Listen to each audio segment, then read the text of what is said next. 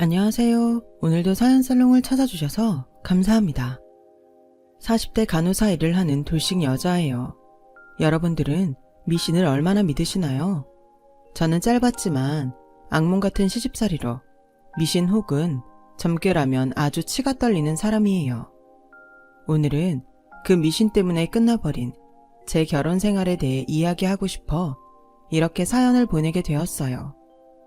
저와 남편은 안과에서 처음 만났어요. 남편은 눈다래끼가 많이 심해져서 한쪽 눈을 거의 뜨지 못할 상태로 저희 병원에 왔는데 딱 봐도 어지간히 참다가 도저히 어쩌지 못해 병원에 온 듯 보였어요. 남편이 병원에 왔던 시간은 한가한 오후 때였고 그래서 바쁘지 않았던 저는 대충 남편의 성격을 봐서 조금 나아지는 것 같으면 병원에 오지 않을 것 같아 남편에게 주의사항을 아주 차근차근 친절하게 일러주었어요. 당분간은 술 드시면 안 돼요. 많이 부을 수 있거든요. 그리고 원래 다래끼는 피로가 풀리거나 관리만 잘해도 많이 좋아져요. 그러니까 가급적 손이나 다른 걸로는 눈 만지지 마시고 약 꼭 잘 챙겨 드세요. 간호사가 환자한테 친절한 건 당연한 거니까 별 생각 없었는데 근데 이 남자는 제 예상 밖으로 다음날 상태가 더 나빠져서는 저희 병원에 다시 왔어요. 보통은 이런 일이 없기에 저는 너무 놀랐고 남편은 놀란 저에게 이상하게도 쑥스러운 듯 웃어 보였어요. 순간 이상한 촉이 느껴졌고 알고 보니 이 남자는 저희 친절한 모습에 홀딱 반해서 그날 밤 다시 병원을 오기 위해 제가 하지 말라는 짓은 다 했더라고요. 저는 조금은 극단적인 남편의 모습에 처음엔 당연히 비호감이었지만 근 1년 동안 한결같이 저만 바라보며 제 마음을 얻기 위해 부단히 노력하는 남편에게 조금씩 마음이 움직이기 시작했어요. 그렇게 남편의 마음을 받아주고 본격적으로 연애가 시작되니 남편은 저에게 하늘의 별도 따다줄 것처럼 정말 저에게 잘해주었고 주변 친구나 병원 간호사 동료들은 그런 남편을 보고 저에게 마치 서로 짝이라도 한 듯 이렇게 말했어요. 여자는 아무리 그래도 나 좋다는 남자 만나야 행복해. 나 봐, 우리 채원이 아빠 내 한마디면 자다가도 벌떡 일어난다니까. 내 주변에 지가 좋다는 남자 만나다 상처받고 연애 못하는 애 여럿 있다. 은지 넌 무조건 너 좋다고 하는 그 남자 잡아. 그 즈음이었어요. 당시 유행하던 독감에 걸린 저는 병원 출근도 하지 못하고 고열과 근육통에 시달리고 있었는데 남편은 만사 다 제쳐두고 저를 간호하러 왔더라고요. 그때 당시 저는 지방에서 홀로 올라와 자취를 하고 있었는데 그때 남편의 지극정성한 모습에 저는 주변 사람들 말처럼 나를 이렇게 끔찍이도 생각하는 이 남자를 잡아야겠다는 생각이 들었어요. 누군가 그랬나요? 결혼은 타이밍이라고요. 지금 생각해보면 그때 당시 저와 남편은 그 타이밍이라는 것이 맞았던 것 같아요. 남편은 당시 시부모님과 함께 생활을 하고 있었는데 간호사 며느리 본다고 시부모님이 모두 저를 참 많이 반겨주셔서 결혼해도 아무 문제 없이 잘 지낼 수 있을 거라는 막연한 생각도 들었어요. 그런데 조금 이상하게 예비 시어머니는 초면인 저에게 태어난 시가 몇 시인지 혈액형은 뭐고 태몽은 뭐였는지 등 조금은 특이한 것들을 아주 심하게 궁금해 하시더군요. 나중에 제가 좀 이상하게 생각할까봐 남편은 걱정이 되었는지 저에게 이렇게 말했어요. 우리 엄마가 안 그러셨으면 좋겠는데 미신이나 점 보는 걸 꽤 좋아해. 남편은 기독교 신자인 제가 거부감을 보일까 조심스럽게 말했어요. 하지만 전 그건 뭐 흔히 그 연세 어른들이 그러실 수 있다고 생각해 가볍게 넘겼어요. 제가 아무리 천주교 신자라 하지만 제가 강요하는 것도 아니고 당신이 좋아서 하시는 건데 그걸 뭐라고 할 수는 없다고 생각했거든요. 하지만 이런 저의 생각은 결혼식을 무사히 마치고 신혼여행을 가기 위해 공항으로 향할 때부터 깨지기 시작했어요. 시어머니는 결혼식 이후 그 미신과 점 때문에 슬슬 넘지 말아야 할 선을 넘고 계셨거든요. 첫날 밤은 꼭 자정을 넘기고 보내라. 내가 믿는 백도사님이 니들 첫날 밤은 꼭 결혼식 다음날 좋다고 하셨어. 그리고 이거 첫날 밤 치르고 베개 밑에 넣고 자라. 다 니들 좋으라고 내가 챙기는 거니까 꼭 시키는 대로 해라. 그럼 잘 다녀오느라. 시어머니는 제 손에 부적이 든 봉투를 주시며 신신당부하셨어요. 남들 눈엔 신혼여행 가는 며느리에게 시어머니가 용돈이라도 주는 줄 알았겠지만 저는 부적이 든 이 봉투를 받아들고 애써 웃는 얼굴로 그 자리를 떠나야 했어요. 남편은 제가 받아온 부적을 보고 대수롭지 않게 생각하며 내가 말했잖아. 우리 엄마 미신 좋아한다고. 그냥 공항에 가다가 적당히 버려. 라더군요. 저는 남편 말대로 그냥 버릴까 하다가 다 니들 좋으라고 내가 챙기는 거야. 라고 하셨던 시어머니 생각에 차마 몰래 버릴 순 없겠더라고요. 그래서 에이 어려운 일도 아닌데 라고 저도 대수롭지 않게 생각했고 그날 저녁 시어머니가 하라는 대로 했어요. 그 첫 단추가 잘못이었을까요? 당신의 말을 잘 듣는 며느리가 좋으셨는지 이후 시어머니는 풍수지리에 맞는 인테리어라며 제가 이미 다 꾸며놓은 신혼집을 당신 손으로 싹 다 바꿔 놓으셨고 안방 벽에는 날짜별 빨간 동그라미가 쳐져 있는 대형 달력까지 떡하니 걸어 놓으셨어요. 그리고 그 달력 동그라미 아래는 이제 막 신혼인 제가 보기에 나 뜨겁게 부부관계하는 날이라고 적어 놓으셨더라고요. 저는 제 의도와 상관없이 달라진 신혼집을 보며 계속 기가 막혀서 말이 안 나왔어요. 남편은 금방이라도 터질 것 같은 제 상태를 감지했는지 얼른 자기 어머니한테 전화를 걸었고 시어머니에게 화를 냈어요. 엄마, 도대체 왜 여기까지 와서 엄마 마음대로 해집고 가? 여긴 우리 집이잖아. 장가 가면 넌 남이니? 우리 집 같은 소리 하네. 엄마가 다 니들 좋으라고 해놓은 거잖아. 나쁜 건 들어오지 말고 좋은 기운만 받으라고 애써 꾸며줬더니 잔말 말고 이따 저녁 때 저녁 먹으러 와. 끊는다. 그때 예감했어요. 시어머니의 맹목적인 미신사랑은 곧 제 생활도 침범할 거라는 것을요. 저는 이대로 가면 골치 아파질 것 같다는 생각에 이제 갓 결혼했음에도 불구하고 시어머니와 거리를 두기로 했어요. 그래서 그날 저녁에 저는 집에 가지 않고 남편만 시댁에 보냈는데 시어머니는 그런 제가 도리도 모르는 괘씸한 며느리라며 그날 남편을 집에 보내지 않으시지 뭐예요. 보내지 않은 시어머니와 안 보낸다고 오지 않은 남편에게 저는 화가 났어요. 그 느낌은 마치 소박을 맞은 듯한 기분이었거든요. 저는 마침 저희 부부가 혼인신고 전이라는 것이 떠올랐고 남편에게 바로 지금 당장 오지 않으면 이 결혼은 없던 걸로 하자고 메시지를 보냈어요. 남편은 메시지를 확인했는지 30분도 채 되지 않았을 때 신혼집으로 헐레벌떡 돌아왔어요. 저는 남편의 모습을 보니 또 화가 나서 이렇게 따졌죠. 어떻게 신혼여행 다녀와서 하루도 지나지 않았는데 집에 안 올 수 있어? 그야 일 크게 안 만들려고 그랬지. 내가 계속 말했잖아. 우리 엄마 미신 좋아한다고. 엄마는 자신이 뭘 잘못했는지 몰라. 그거 일일이 상대하면 자기만 피곤하고 좋을 게 없어. 그래서 내 선에서 잘 끝내보려고 오늘은 그냥 맞춰드리려고 했지. 남편은 시어머니와 저 사이에 난처한 듯 보였어요. 하지만 저는 저대로 매사 일을 크게 만들지 않기 위해 시어머니를 맞춰드려야 한다는 생각에 그날 밤 화가 쉽게 풀리지 않더라고요. 그날 이후 남편은 제 눈치를 보기 시작했어요. 결혼한 지 얼마나 됐다고 제 눈치 보는 남편 때문에 이번 한 번은 제가 접고 넘어가야겠다고 생각했어요. 그렇게 저희 결혼 생활은 출발부터 이상하게 삐걱거리기 시작했고 시어머니는 본격적으로 제 영역으로 미신의 영향을 미치기 시작했어요. 이거 먹어라. 이게 아들 낳는 체질로 만들어준단다. 어머니, 이게 뭔데요? 건강원에서 지어온 거야. 설마 내가 너 못 먹는 걸 먹으라고 하겠니? 그러니까 이 안에 뭐가 들었냐고요, 어머니. 거참, 뭘 그렇게 따지길. 그냥 어른이 먹으라고 하면 네 하고 먹으면 돼. 어머니, 요즘 세상에 알레르기가 얼마나 많은지 아세요? 아무거나 함부로 먹다가는 큰일 나요. 됐다, 먹지 마라.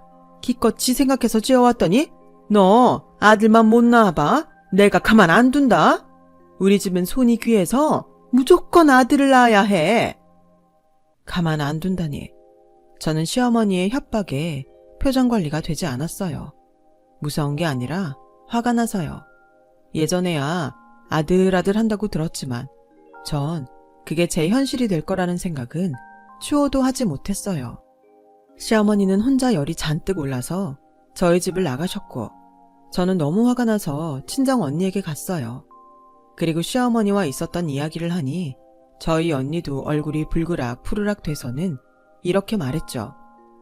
네 시어머니 나중엔 제주도 돌하르방 가루도 가지고 오는 거 아니냐? 저는 언니의 그 말을 들으니 소름이 다 돋았어요. 그리고 집에 돌아와 곰곰이 생각했죠. 어차피 아이 계획은 빠르면 빠를수록 좋다고 생각했기에 이참에 아예 아이를 빨리 가져야겠다고요. 그래서 남편에게 이야기했고 남편은 제 말에 좋아하는 눈치였어요.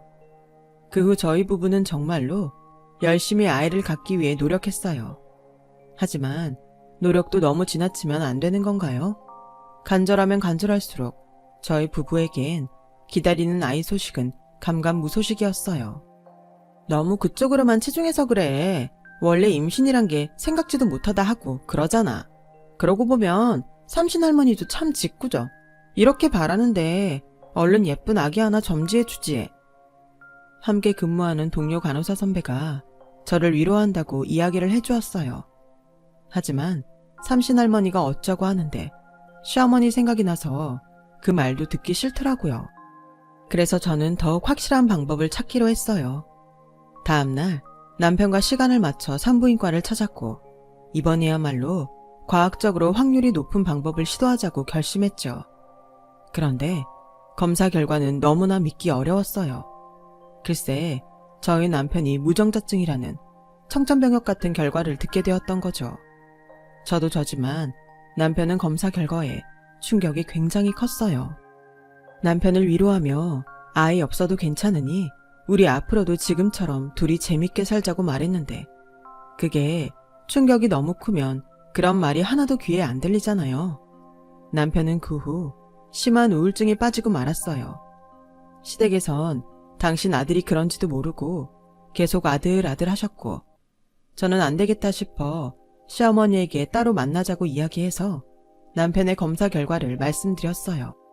그러자 시어머니는 노발대발하시며 말도 안 된다. 그 의사 돌팔이 아니니? 어디 멀쩡한 남의 장손을 씨 없는 수박을 만들어. 됐다. 내가 당장 우리 백도사님 찾아가서 어찌된 영문인지 물어봐야겠어. 저는 시어머니를 만나기 전에 얼추 시어머니가 남편의 상태를 인정하지 않을 거라는 건 알고 있었어요. 하지만 그 사실 확인을 백도사라는 사람을 찾아가 할 거라고는 생각도 못했죠. 저는 그 자리에서 그야말로 얼음이 돼버렸죠. 그리고 그날 밤 시어머니는 저의 신혼집에 찾아와 이렇게 말씀하셨어요. 너 당장 내일 병원에 사표 쓰고 와라. 백도사님이 그러는데 네가 아픈 사람들 드나드는 병원 같은 데서 일을 해서 그렇단다. 그 아픈 사람들 기운이 너한테 딱 달라붙어서 우리 석호 기운까지 다 잡아먹어서 그렇대. 저는 기가 차서 말이 안 나왔어요. 제가 결혼 전 인사 갔을 땐 간호사 며느리 보게 됐다며 그렇게 좋아했으면서 이제와 아들의 불임 원인이 제 직업 때문이라고 하시니 어이가 없더라고요. 하필 그날은 남편이 부산으로 출장을 간 날이라 시어머니의 얼토당토하지 않은 말을 혼자 들어 더 억울하기까지 했어요. 그리고 저는 최대한 예의를 갖춰 시어머니에게 말했어요. 어머니, 놀라신 마음 저도 충분히 이해해요. 저도 예쁜 아이 낳고 싶었는데 이렇게 돼서 속상해요. 그런데 전 아이보다 석호 씨가 더 중요해요. 어머니가 이러면 이럴수록 석호 씨는 더 힘들 거예요. 저희 아이 없어도 어머니한테 효도하면서 잘 살게요. 그러니까 어머니도. 얘가 지금 무슨 말을 하는 거야? 부부가 결혼을 해놓고 왜 애도 없이 살아? 내가 다 방법을 가지고 왔는데 너는 왜 딴소리하니? 잔말 말고 내일 당장 병원이나 그만두고 와. 그리고 앞으로는 이거 입어라. 시어머니는 저에게 어디서 나셨는지 여자 팬티 여러 장을 건네셨어요. 그런데 자세히 보니 이 속옷이 남이 입던 것 같이 보이는 거 있죠. 저는 순간 뇌리에 어떤 생각이 스쳐 지나갔어요. 어머니, 설마 이거 남이 입던 거예요? 그래, 내가 수소문해서 우리 동네에서 아들만 4명 낳았다는 집에 가서 사왔다. 남이 입던 팬티를, 그것도 돈을 주고 사왔다는 시어머니 말에 저는 화가 났어요. 당연히 입을 것도 아니었지만 일방적으로 저에게 당신의 뜻에 따르라고 하는 시어머니의 태도에 더는 참을 수 없더라고요. 어머니, 이런다고 달라지는 건 없어요. 그리고 어머님이 미신 같은 거 믿는 건 괜찮은데 저한테까지 따르라고 하지 마세요. 저는 기독교 신자고 이런 거 불쾌해요. 뭐? 불쾌해? 나는 네가 더 불쾌하다. 내가 말했지. 우리 집은 손이 귀해서 꼭 아들 낳아야 한다고. 옛날 같으면 나보다도 네가 속이 타고 애간장이 녹아야 할 일이라고. 어머니, 불임은 제가 아니라 어머니 아들이에요. 어머니 아들은 아들을커녕 딸도 못 낳아요. 저라고 애기 없이 사는 게 좋겠어요? 그래도 남편 기죽을까봐 저 괜찮은 척 하고 있는 거예요. 고양이 쥐 생각하네. 너도 애기 바라면 못할 건 뭐야? 내가 지금 뭐 그리 어려운 일 하래? 대화가 길어질수록 저는 시어머니와 소통이 되지 않았어요. 오히려 언성만 높아지고 속만 터져 나갔죠. 그날 이후 저는 시어머니에게 미신, 점 이런 건 모두 싫다고 딱 선을 그었어요. 그러자 시어머니는 집안에서 사람이 잘못 들어와서 대가 끊겼다고 말하시며 우겼고 그렇게 한참을 울다 당신 집으로 돌아가셨어요. 저는 다음날 좋은 게 좋은 거라고 집안에 뒀던 시어머니의 미신 잔해들을 싹 다 치워버렸고 보란듯이 벽에 큰 십자가를 걸었어요. 남편은 자기가 없던 사이 저와 시어머니의 일을 듣고 이번엔 자기가 나서서 정리하겠다고 나서더라고요. 그렇게 모처럼 나서준 남편 덕에 저는 약 1달 정도 평온한 날을 보낼 수 있었어요. 하지만 평온도 잠시 시댁에 제사가 있었고 아무리 기독교 신자지만 제사가 있는 집에 시집을 왔으니 저는 당연히 제사 준비를 돕기 위해 오랜만에 시댁에 가게 되었어요. 시어머니는 돕겠다고 온 저에게 찬바람이 쌩하니 불더라고요. 그렇게 서로 아무 말도 하지 않고 제사 준비를 도왔어요. 그런데 상을 다 차리고 본격적으로 제사가 시작되니 시어머니는 부정탄다면서 저보고 주방에서 나오지 말라고 하시는 게 아니겠어요? 기껏 일은 다 하고 그런 취급을 받으니 저는 기분이 나빠 제사가 끝나자마자 뒷정리도 하지 않고 쌩하니 저희 집으로 왔어요. 나중에 남편이 집에 와서는 저는 기독교 신자라 제사 참여하지 말라고 한 건데 오해한 거 아니냐고 말했지만 어떤 말로도 제 기분을 나아지게는 하지 못했어요. 그런데 그렇게 제가 시어머니에게 완전히 마음의 문을 닫자 시어머니는 무슨 바람이 불었는지 제가 일하는 병원으로 와 점심을 사주신다고 하더라고요. 저는 또 이번엔 뭘 가지고 사람 속을 뒤집으려고 그러나 생각했고 내키지 않은 얼굴로 시어머니가 기다리고 있는 식당에 들어갔는데 정말 뜻밖의 시어머니는 저에게 미안하다고 하시는 게 아니겠어요? 내가 그동안 너한테 너무했지. 미안하다. 그래도 네가 미워서 그런 건 아니야. 그냥 속상해서 나도 모르게 심술이 났나 봐. 지난번 제사도 그렇고 마음에 담아두지 마라. 알겠지? 저는 시어머니가 이번엔 정말로 생각을 고쳐드셨나 했어요.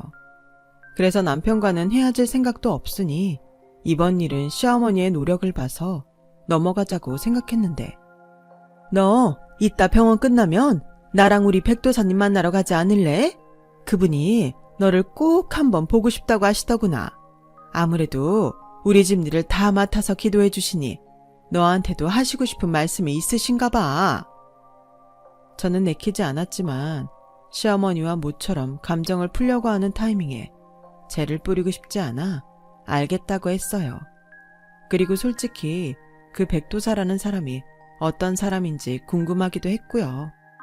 저는 그렇게 퇴근 후 시어머니와 문제의 백도사라는 사람을 만나러 갔어요. 물이 없어. 아들은 나무인데 물이 없다 보니 다 말랐잖아. 그래서 애기씨도 없는 거고 나중에 말라서 시름시름 마를 거야. 어머 도사님, 그럼 우리 석호는 어떡해요? 물이 많은 사주를 찾아.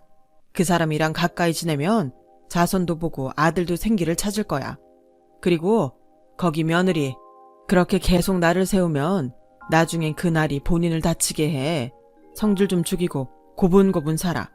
칼이 무뎌져야 다른 가족들하고 어우러질 수 있어. 백도사라는 사람은 제 생각보다 훨씬 젊은 남자였고 저는 그 남자의 말에 당연히 기분이 나빠 상위에 있던 소금을 한 줌 잡아 그 면상에 뿌려버렸어요. 그리고 이렇게 말했죠. 이 버러지만도 못한 사기꾼, 물 많은 사주를 찾으라니 지금 대놓고 다른 여자 찾으라는 거야? 얘, 너 제정신이니? 어디 도사님한테 언성을 높여? 시어머니는 제 행동에 화들짝 놀라 되려 저에게 뭐라고 하셨어요. 그리고 시어머니의 기세를 등에 업은 백도사는 저를 노려보며 썩 꺼져. 동자님이 지금 노하셨다. 너의 그 오만무도함에 천벌을 내리실 거라고 하시고 있어. 당장 나가. 죄송해요. 제발 노여움을 푸세요. 제가 노여움만 푸신다면 뭐든 할게요. 어머니, 제발 정신 차리세요. 석호 씨한테 들으니 이런 식으로 이 사람한테 갖다 바친 돈도 상당하시던데 이거 다 과학적으로 근거 없는 거 어머니도 아시잖아요. 하지만 시어머니는 제 말은 들리지 않는 듯 보였고 연신 백도사한테 죄송하다며 고개를 몇 번이고 숙이셨어요.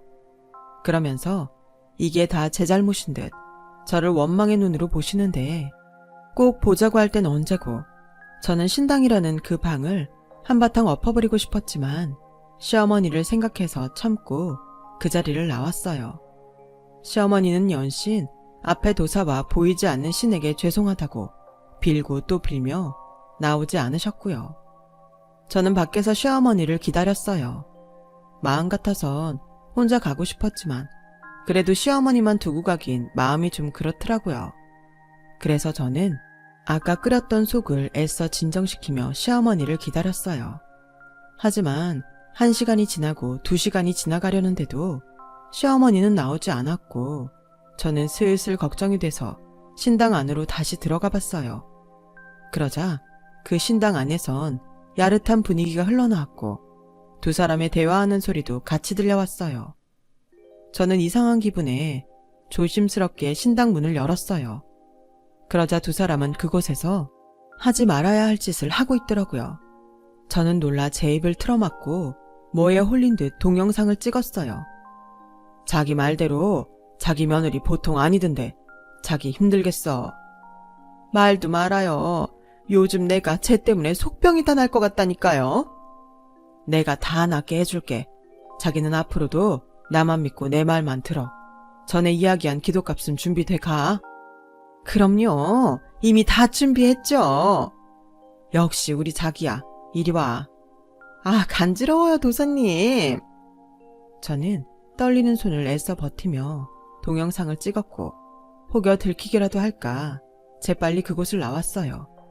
그리고 이걸 어떻게 해야 할까 고민하며 저야말로 시름시름 앓기 시작했어요.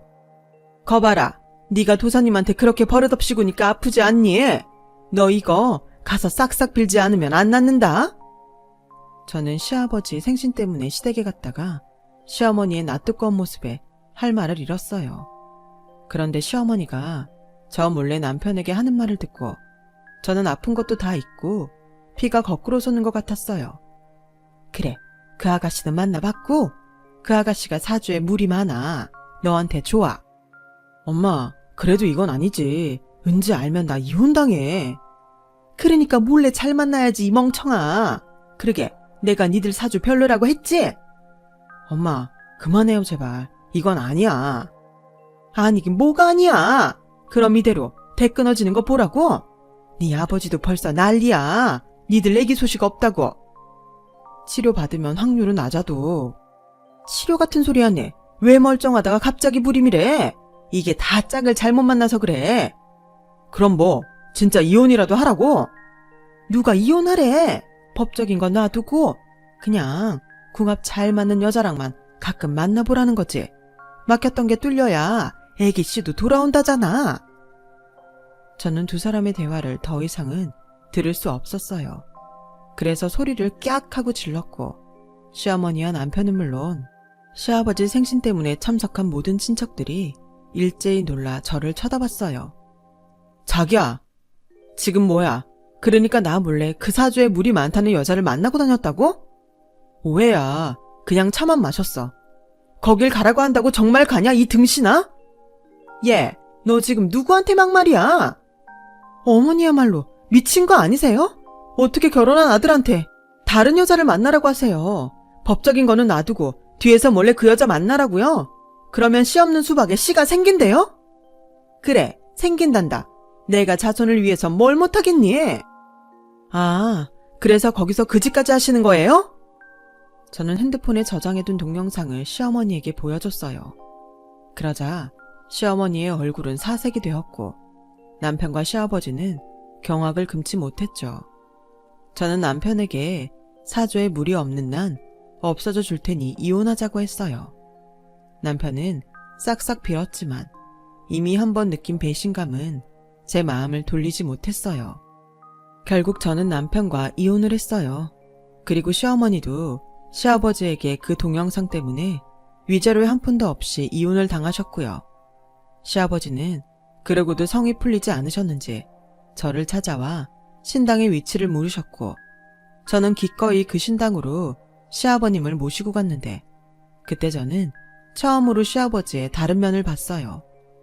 늘 허허하시며 점잖고 인자하기만 하시더니 그 백도사라는 남자의 멱살을 한 손에 들고 정말 바닥에 내리꽂더라고요. 그 와중에 백도사는 저에게 그렇듯 신이 노했다고 헛소리를 삑삑 했는데 시아버지는 그런 백도사에게 소금, 쌀 동전까지 거기 있는 모든 것들을 백도사에게 던지고 신당을 그야말로 풍비박산 내놓으셨죠. 저는 이혼을 했음에도 그 모습에 속이 다 시원해졌어요. 나중에 백도사한테 소식을 들었는지 시어머니는 저를 찾아와 저 때문에 모든 것이 망가졌다고 끝까지 저를 원망하셨지만 저는 평생 그렇게 헛다리만 짚으시고 사시라고 말하고 아무런 미련도 없이 그 집과의 인연을 끊어버렸어요. 그 후 가끔 남편이 미안하다며 용서해달라고 찾아오기도 했지만 어쩌겠어요. 끝나버린 인연인 것을요. 저는 더 이상 힘들고 싶지 않아서 한 결정이니 서로를 위해 존중하자고 부탁했어요. 남편은 근 6개월간 마음을 잡지 못했지만 점차 현실을 받아들였고 얼마 전 새로운 인연을 만나기 시작했다는 소문도 들려왔어요. 저는 진심으로 잘 됐다고 생각해요.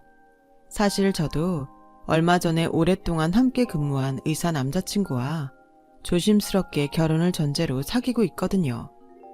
그 사람도 한 번의 아픔이 있어 서로 조심스럽지만 두 번째 찾아온 인연은 오랫동안 함께 행복할 수 있겠죠. 부디 이런 제 바람도 이루어지길 바라며 지금까지 제 이야기 들어주셔서 감사합니다. 매일매일이 가까운 사람과 행복한 시간 되시길 바랍니다. 여러분, 사연 댓글에 응원과 현명한 조언 부탁드려요. 좋아요와 구독은 저에게 큰 힘이 됩니다. 오늘도 좋은 일 가득하세요.